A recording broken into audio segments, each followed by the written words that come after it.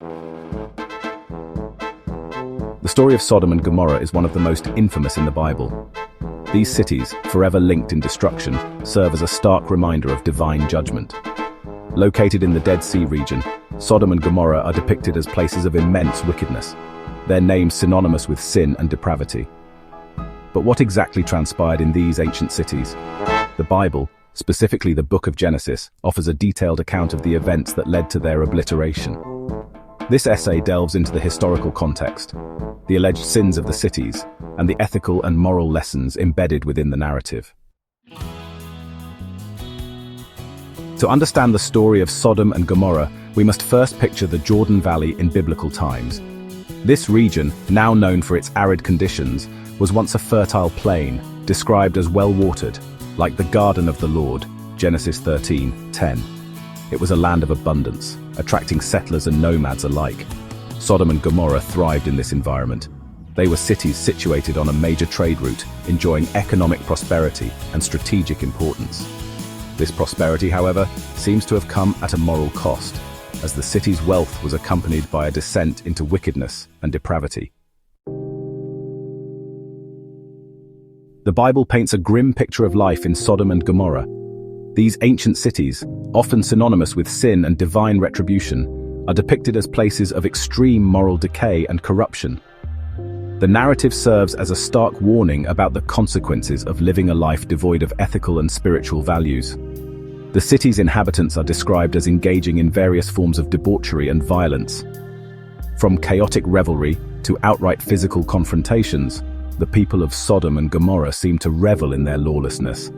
Their actions were not just limited to personal vices, but extended to a complete breakdown of social order and justice. The most infamous accusation, however, centers around their lack of hospitality and their proclivity for sexual misconduct, particularly homosexual acts. The Bible emphasizes that their sins were not just personal, but communal, affecting everyone in the city. Their refusal to help the needy and their inappropriate behavior during social gatherings further illustrate their moral bankruptcy. The story of Lot and the angels, Genesis 19, illustrates this point.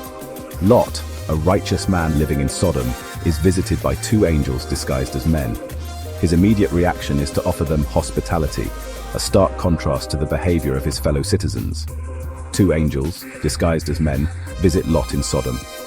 Their arrival sets the stage for a dramatic confrontation that highlights the city's moral failings. Lot's willingness to protect these strangers at great personal risk underscores his righteousness. The men of the city, upon learning of their arrival, surround Lot's house and demand that he send the strangers out that we may know them, Genesis 19:5. This demand, interpreted as a desire for homosexual rape, showcases the depths of their moral depravity. The crowd's aggressive behavior and their blatant disregard for the sanctity of Lot's home further emphasize the city's complete moral collapse. This demand, interpreted as a desire for homosexual rape, showcases the depths of their moral depravity. The story of Sodom and Gomorrah serves as a powerful reminder of the consequences of living a life devoid of moral and ethical principles. It is a tale that has resonated through the ages, warning future generations of the dangers of moral corruption and the importance of righteousness. The wickedness of Sodom and Gomorrah reached the heavens, and God decided to intervene. He revealed his plan to Abraham, who had earlier pleaded for the city's salvation. God declared that he would destroy the cities with brimstone and fire, Genesis 19:24. The following morning, Lot and his family fled the city, warned by the angels not to look back. As they journeyed, a rain of fire and brimstone descended upon Sodom and Gomorrah, reducing them to ashes. This catastrophic event, described in vivid detail in Genesis 19, became a symbol of divine wrath and the consequences of unchecked sin. Section 5. Lot's wife, a pillar of salt. As Lot and his family fled the destruction, Lot's wife disobeyed the angel's warning and looked back at the burning cities. This act of disobedience had dire consequences. Instantly, she was transformed into a pillar of salt. This chilling detail within the narrative serves as a stark reminder of the importance of obedience to divine commands. It also highlights the swiftness and finality of God's judgment.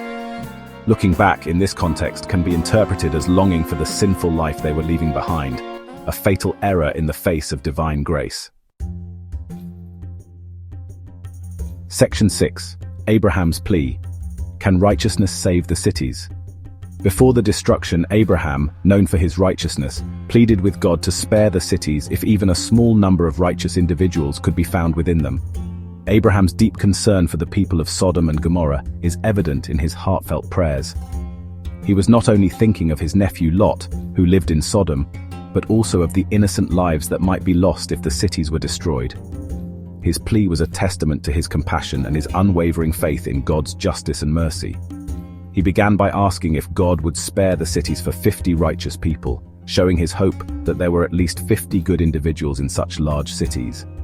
Abraham's negotiation with God was not a sign of doubt, but rather an expression of his deep desire to see mercy prevail over judgment. He was persistent, showing his belief that even a small number of righteous people could make a significant difference. Then 40, and so on, eventually reaching 10. Each step in his negotiation showed his increasing concern and desperation. Abraham's persistence was a reflection of his understanding of God's character, that God is just but also merciful.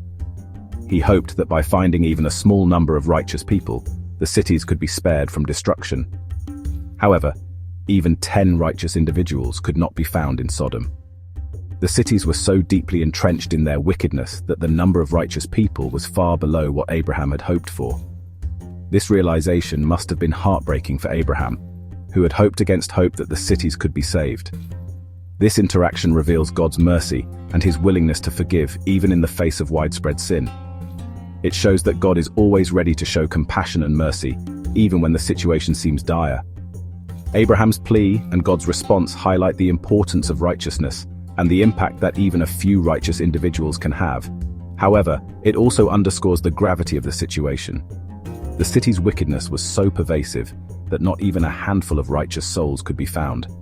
The destruction of Sodom and Gomorrah serves as a stark reminder of the consequences of living in defiance of divine principles. It is a powerful lesson about the importance of righteousness and the devastating effects of its absence in a community. Section 7. Moral lessons, hospitality and sexual morality. The story of Sodom and Gomorrah carries profound moral and ethical lessons. The most prominent themes are the importance of hospitality and the condemnation of sexual immorality. Hospitality, particularly towards strangers, was a sacred duty in ancient cultures. The Sodomites' violation of this sacred duty through their attempted assault on the angels demonstrated a profound moral bankruptcy. Similarly, their pursuit of homosexual acts condemned in Leviticus represented a transgression of God's intended order for sexuality. Section 8. The legacy of Sodom, a warning across millennia. The destruction of Sodom and Gomorrah serves as a cautionary tale, a reminder of the consequences of unchecked sin and the importance of living a righteous life. The names Sodom and Gomorrah became synonymous with wickedness and divine retribution. Throughout history, the story has been cited as a warning against various forms of immorality and a call for societal repentance. It stands as a timeless reminder of the power of God's judgment and the importance of heeding moral and ethical principles. Section 9. Conclusion. A timeless tale. The story of Sodom and Gomorrah, though ancient, continues to resonate with audiences today. This tale, rooted in the annals of history, has transcended time and culture, finding relevance in various societies and epochs. Its themes are universal, touching upon the very essence of human nature and morality. It offers a powerful narrative about the consequences of societal immorality and the importance of adhering to divine laws. The chaos and destruction depicted in the story serve as a vivid illustration of what can happen when a community turns away from ethical principles and divine guidance. The imagery of a city in turmoil is not just a historical account, but a metaphor for the internal and external conflicts that arise from moral decay. While interpretations and applications may vary, the core message of the story remains relevant. Scholars, theologians, and lay people alike have found different layers of meaning in this tale, each drawing lessons that apply to their own lives and times. The act of reading and discussing these ancient texts is a testament to their enduring significance. The tale serves as a stark reminder of the destructive nature of sin, illustrating how unchecked vices can lead to the downfall of entire communities. The ruins of the city stand as a somber monument to the consequences of ignoring moral imperatives. The importance of hospitality and righteous living, virtues that are often highlighted in religious and philosophical teachings.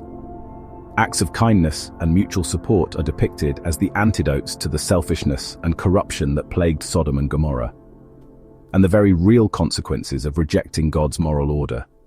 The act of turning away from the city symbolizes a rejection of its corrupt ways and a return to a life of piety and righteousness. Prayer and reflection are shown as means to reconnect with divine will and moral clarity. It stands as a testament to the power of narrative and its ability to convey timeless moral and ethical lessons across generations. The closing of the book, with a glowing light, signifies the enduring wisdom contained within these stories, and the characters looking forward symbolize hope and the continuous journey towards a better, more virtuous life.